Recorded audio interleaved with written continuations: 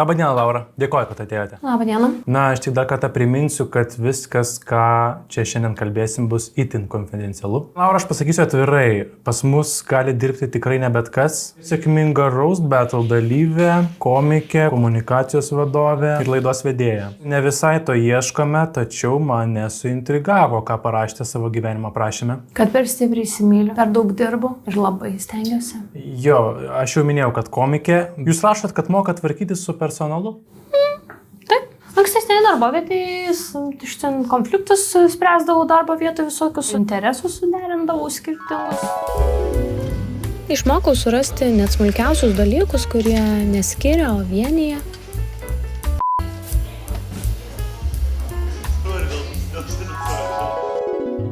Dar rašot, kad teko daug dirbti su sandoriais. Buvote, kaip sakot, mediatorė? Suvesdavau vieną sutarties pusę su kita ir pateikdavau tokį pasiūlymą, kurio jie tikrai negalėdavo atsisakyti. Girdėjau, kad kai kurios sutartys galioja ir iki šiol. Įspūdinga. O kaip dėl šito laiko valdymas?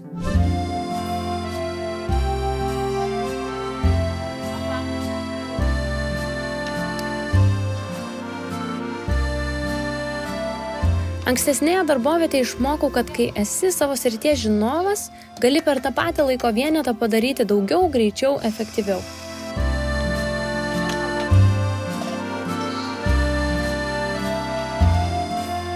O kai moki valdyti savo laiką, nenukenčia nei klientas, nei tavo laisvalaikis.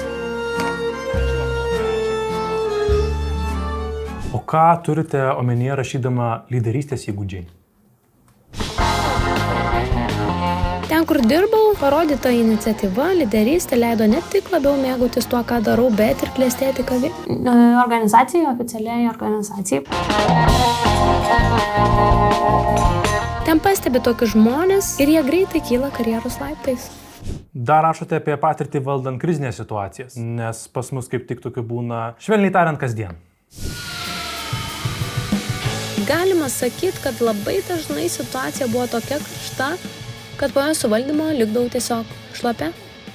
O kaip supras šitą intuiciją?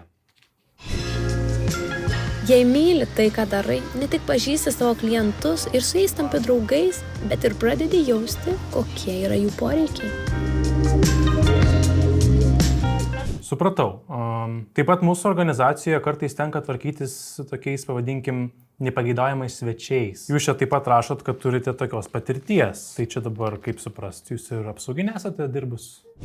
Oi ne, galima sakyti, pasinaudodavau savo diplomatiniais įgūdžiais. Su kiekvienu žmogumi galima atrasti bendrą kalbą. O kartais nereikia net žodžių, kad svečiai suprastų, jog nėra pageidaujami.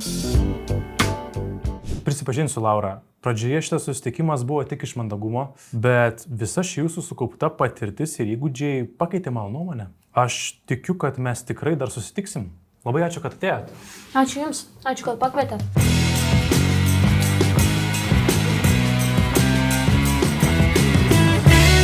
LinkedIn duomenimis top darbuotojo įgūdžiai yra bendravimas, komandinis darbas, problemų sprendimas, lyderystės įgūdžiai, laiko valdymas ir konfliktų sprendimas.